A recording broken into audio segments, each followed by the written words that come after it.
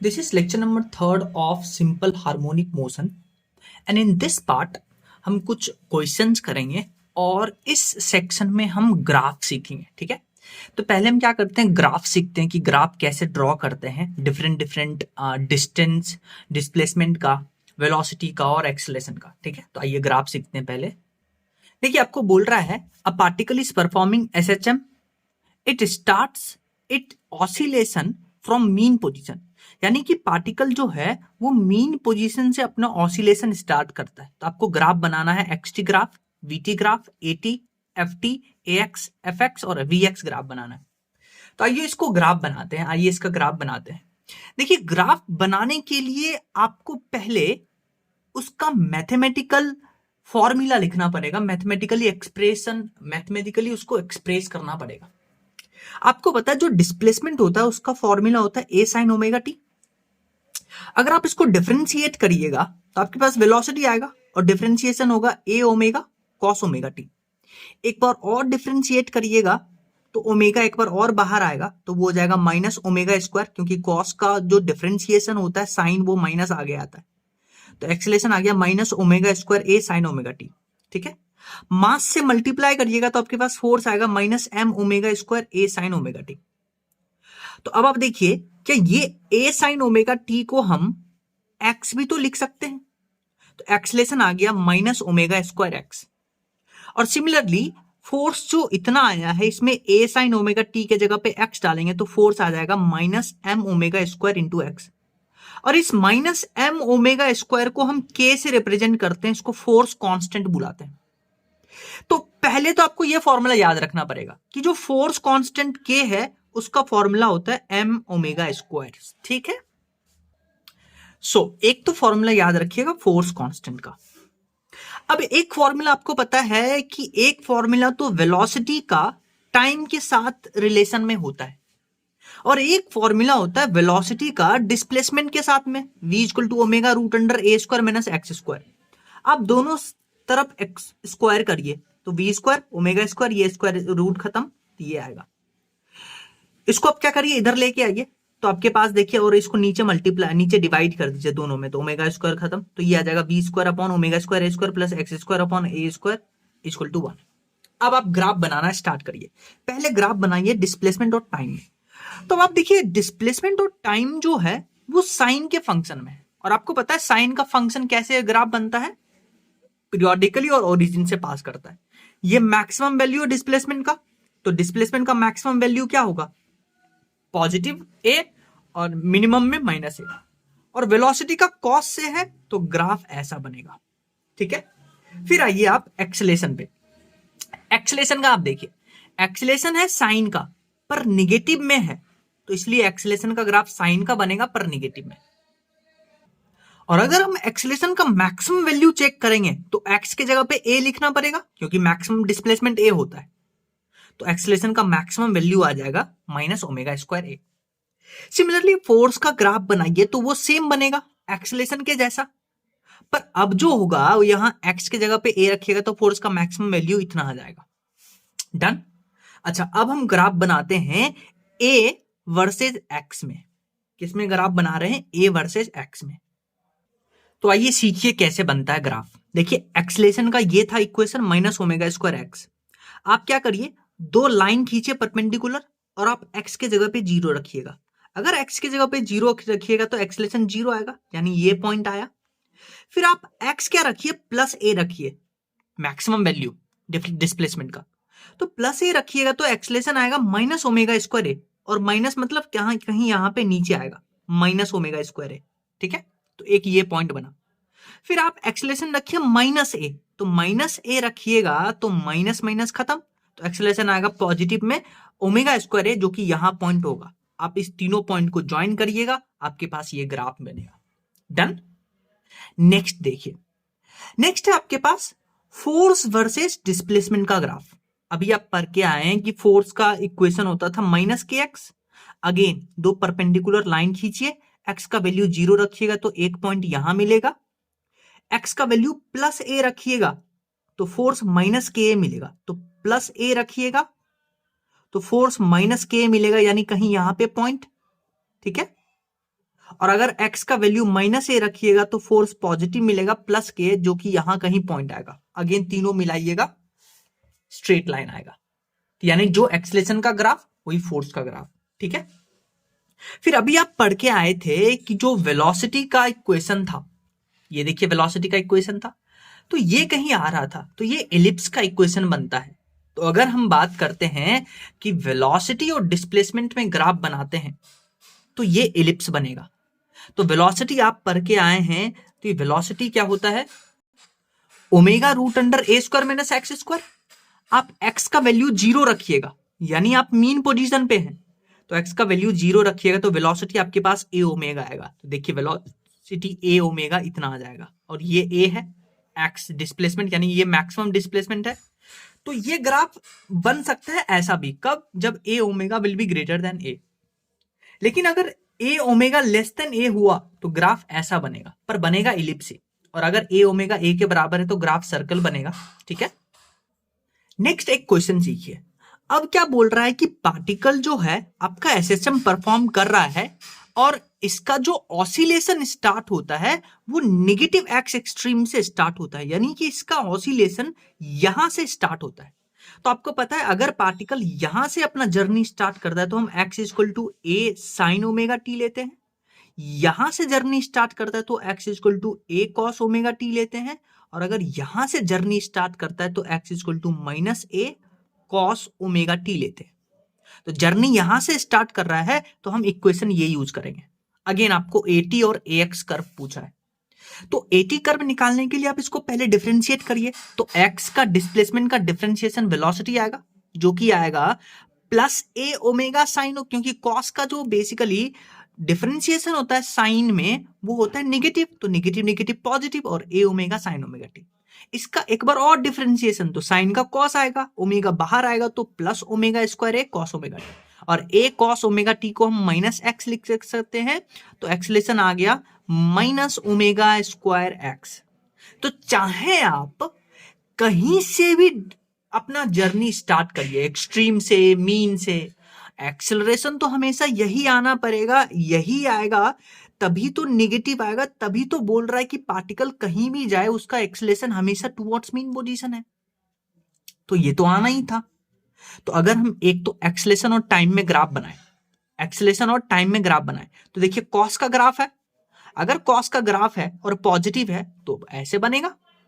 और फिर एक्सेलरेशन और डिस्प्लेसमेंट में ग्राफ बनाए तो एक्सेलरेशन आता है माइनस ओमेगा स्क्वायर एक्स, दो लाइन खींचेंगे, एक्स का वैल्यू 0 रखेंगे तो एक्सेलरेशन 0 आएगा, यानी ये पॉइंट आएगा। एक्स का वैल्यू ए रखेंगे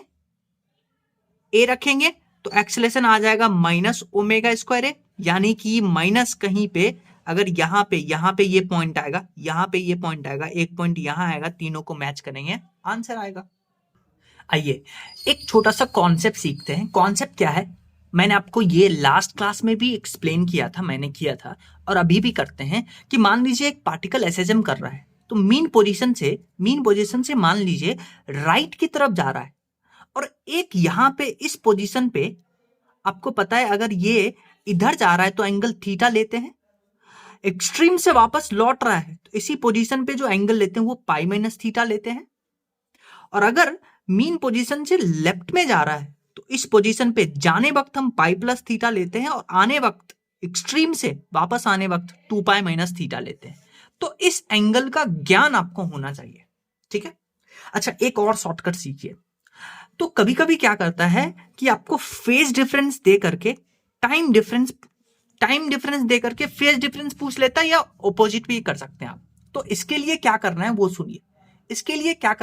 सुनिए, क्या करेंगे आप, ये फॉर्मूला याद रखिएगा, delta phi upon 2 pi equal to delta t upon t. तो कुछ भी दे दे, कुछ भी पूछे तो यहां से हम कर सकते हैं।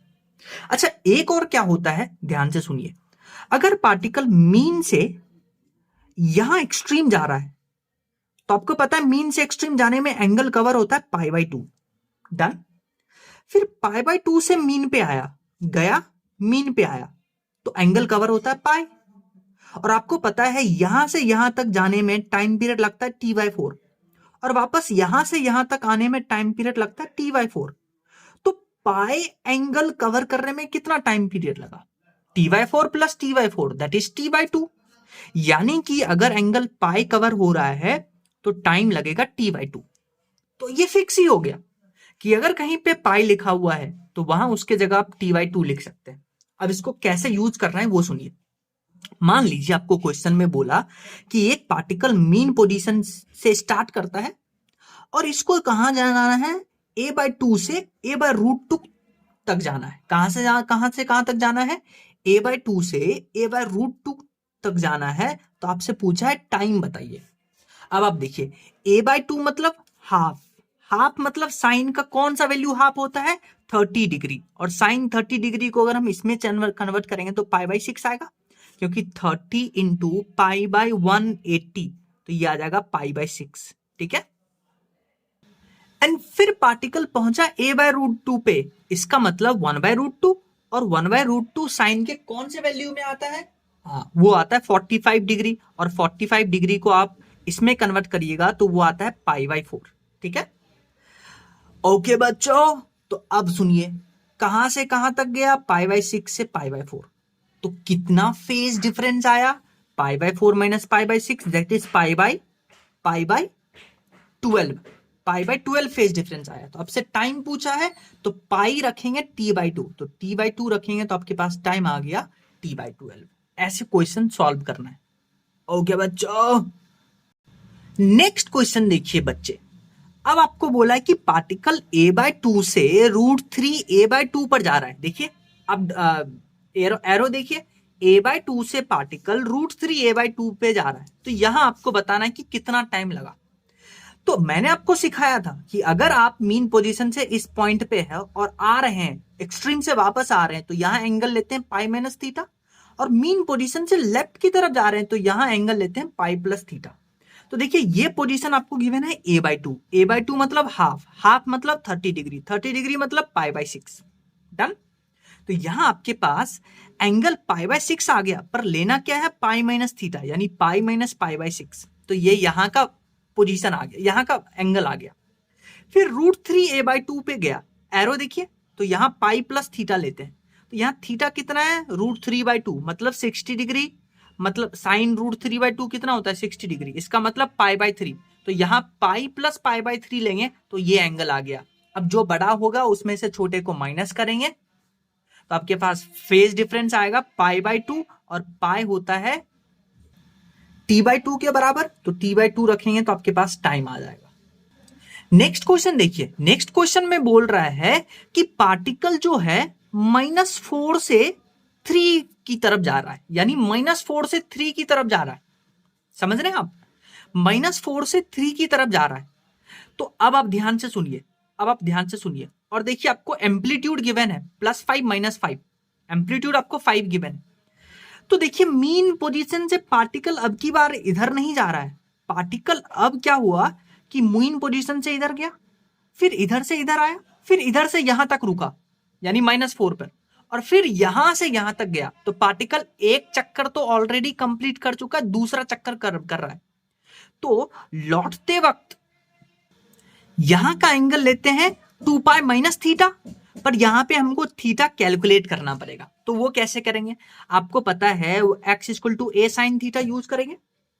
देखिए डिस्प्लेसमेंट यहां कितना है, 4 मीन पोजीशन से, ठीक है, और साइन a का एम्पलीट्यूड 5, तो यहां से साइन थीटा आ गया 4/5, तो यानी कि थीटा आ गया 53 डिग्री। तो यहां एंगल आएगा 2π - 53 डिग्री।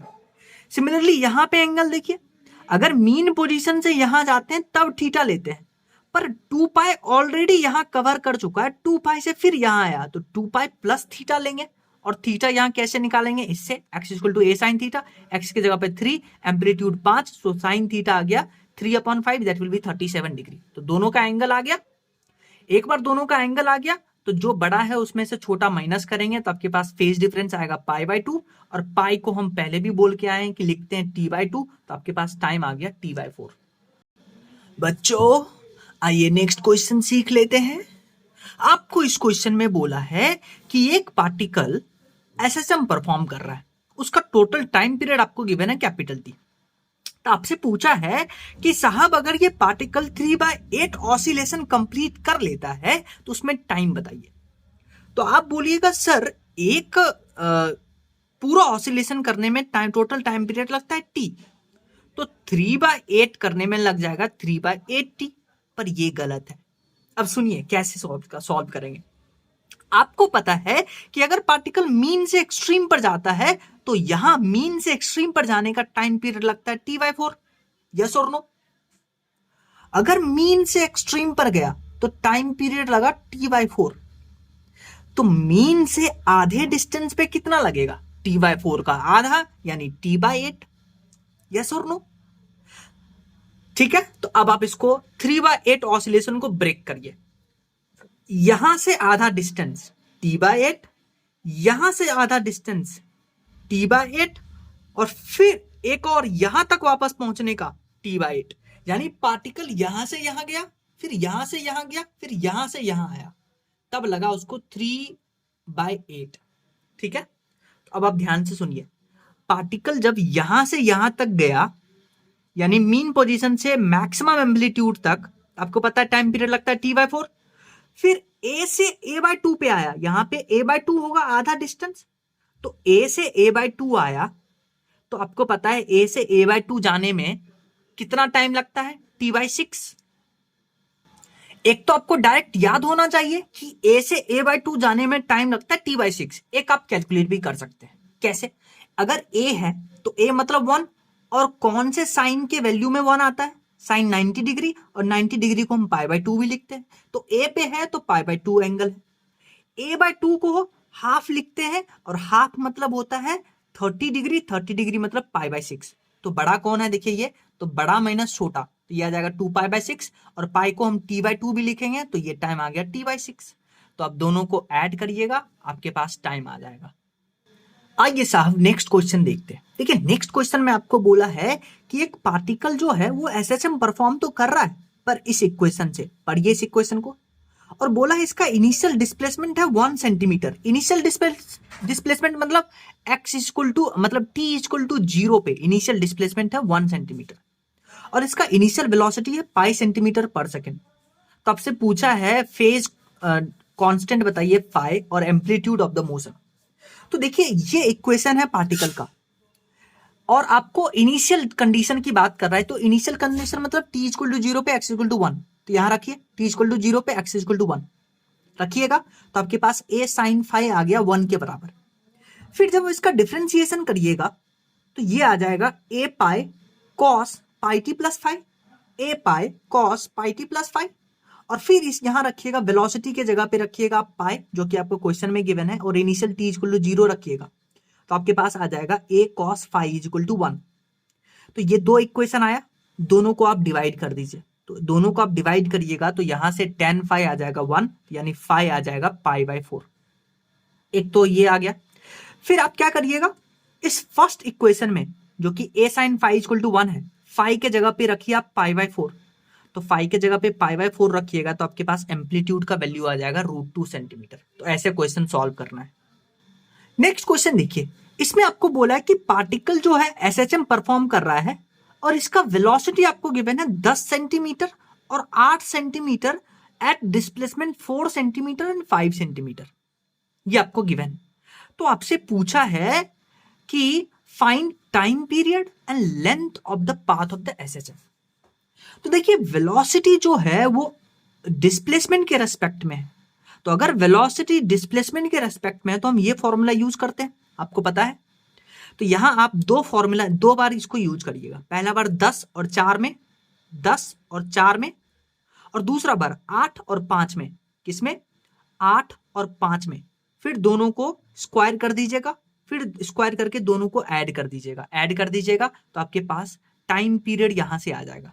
ठीक है, क्योंकि एम्पलीट्यूड खत्म, ओमेगा के जगह पे ये आएगा, ओमेगा के जगह पे हम लिख सकते हैं 2π/t, तो यहां से टाइम पीरियड आ जाएगा। एक बार टाइम पीरियड आ गया तो उसके बाद आप length of the path of the SHM calculate कर सकते हैं।